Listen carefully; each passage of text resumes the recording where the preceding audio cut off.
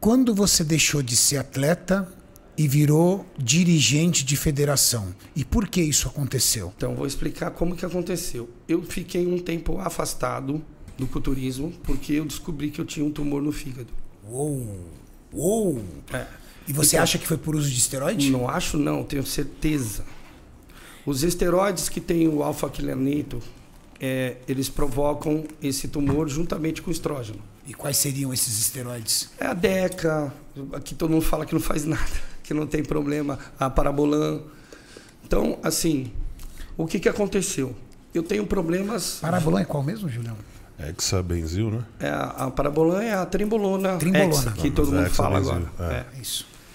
Para vocês terem uma ideia, o que aconteceu? Eu usei todos os esteroides originais que tinham na época no mundo, porque uma época eu era o cara que vendia. Sério, professor? Sério. Você chegou a custear a tua vida vendendo esteroide. E onde você comprava?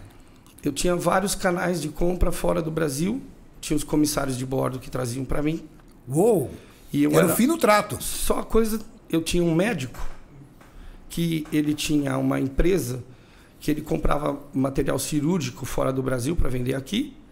E quando eu mostrei para ele que eu tenho os livros de esteroides antigos, né, que tem todos, tem um laboratório, o país que faz tudo, eu comecei a mostrar para ele, falei, para que país você vai? Ele falava para qual país ele ia na hora.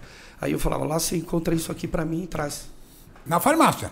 Ele ia lá na farmácia ou no distribuidor, como ele era médico, tinha empresa, ele ia lá e comprava. E ele trazia só pérola pra gente. Ai, que maravilha. Lembra de alguma das pérolas, professor? Que hoje nem existe mais?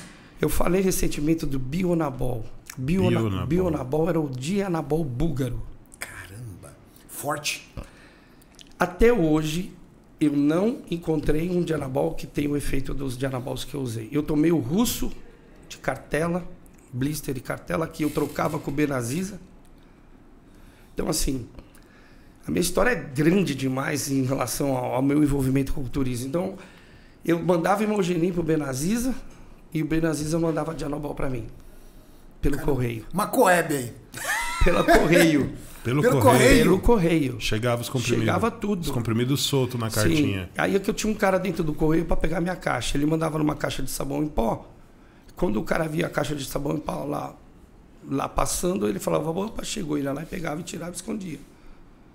Ele escondia e passava para mim depois. O nosso mundo era outro. Era. Antes de 11 de setembro, o mundo era outro. Então a gente fazia tudo que a gente queria. Passava tudo. Passava tudo. Os terroristas ferraram com os bodybuilders. Não, os terroristas acabaram com a nossa vida, por quê? Explodiram as bombas. Explodiram as bombas. Não, agora eles revistam tudo, né? Tudo, exato, não tinha. O correio hoje tem ultrassom para olhar toda a mercadoria, do mundo inteiro, né? Então a vigilância é muito maior em relação ao que se passa por causa de problemas graves, não por causa de esteroide.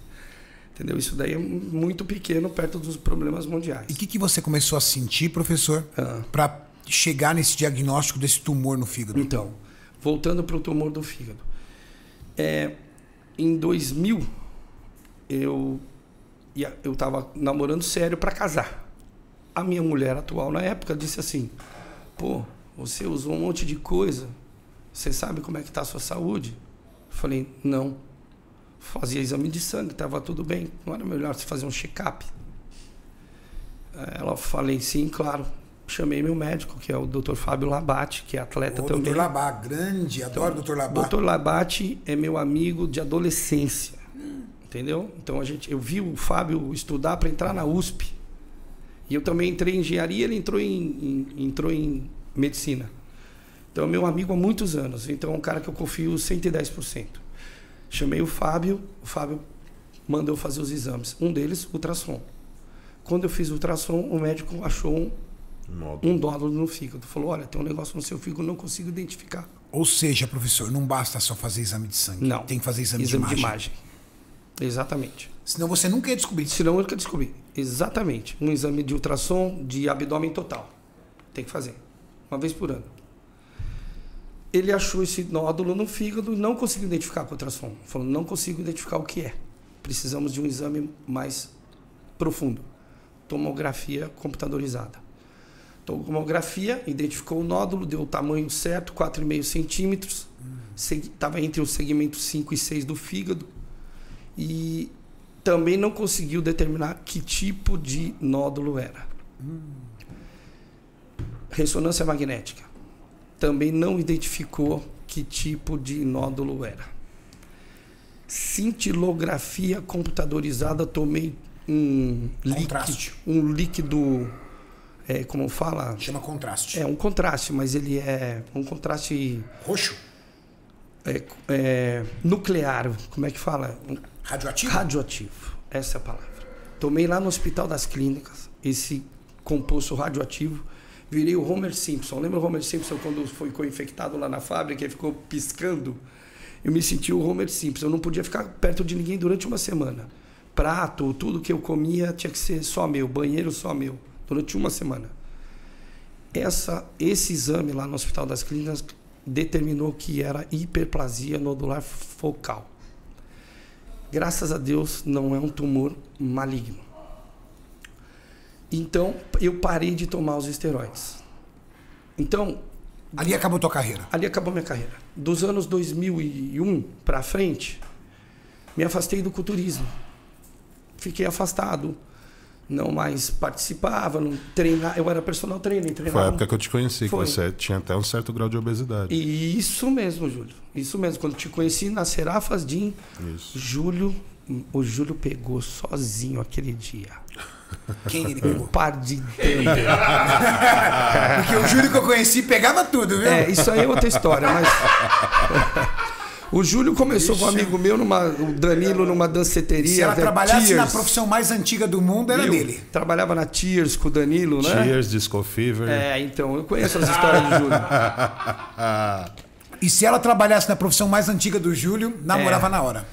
E aí, voltando para o outro lado... Volta no assunto que é melhor. O Júlio, conheci o Júlio na Serafas Gym, academia do Edson Serafim, pegando um par de dumbbell de 70 quilos... sozinho, caceta. Sentando pegou no cavalete, sentou no banco, fez inclinado, sozinho, 10 repetições, pôs no joelho, foi lá e guardou. Isso novo. Sozinho. Moleque. Quando o meu cotovelo era bom. Não, Júlio, você era muito forte. Quando eu olhei aquilo, eu falei, esse cara vai longe. Esse cara é forte pra caramba. Eu treinava com o Júlio, era muito forte. Aí ele saiu, passou no corredor, a gente se cumprimentou. Lembra no corredorzinho? Sim. A gente se cumprimentou, foi ali que começou a nossa amizade. Eu olhei pro Júlio e falei, esse cara vai longe. Isso daí é fora da curva, que é fora da média brasileira. Esse cara tá acima da média. E foi pra lá de longe, daqui a pouco a gente conta. Aí voltando, eu fiquei longe por causa do tumor. Aí eu ia na Saraiva, pegava os livros de medicina e estudava para descobrir como eu ia me curar. Porque não tinha cura. A única cura era abrir, operar, tirar esse pedaço do fígado, fechar tudo e esperar resolver. Fígado é regenerativo? Exato. Até 90% ele volta. Só que, o que acontece quando mexe assim no fígado? Ele trava. Tem que ficar internado. Você tem que o pós-cirúrgico é terrível. E você tinha que trabalhar. E eu ia trabalhar como? E a minha mulher grávida. Eita lasqueira. Então eu não podia operar. Não tinha celular nessa época? Não, 3 meses parado. Não tinha como. Eu era personal trainer. Esposa grávida? Esposa grávida. Não tinha como. Então, aí o que eu fiz? O Dr. Ricardo Cohen fez uma laparoscopia, né, uma videolaparoscopia. Tirou um pedaço do nódulo. O citologista colocou na lâmina e falou, é hiperplasia nodular focal, 100% de acerto, não se preocupa que isso não vai te matar. Porém, não use mais esteroides, porque então você não vai aumentar o nódulo. Mas o Pinduca, inquieto do jeito que eu sou, professor e gosto de estudar, falando com os médicos, ninguém sabia o que fazer, eu falei assim, eu vou descobrir. Peguei os livros de medicina e fui estudar. Tudo sobre o assunto, tudo.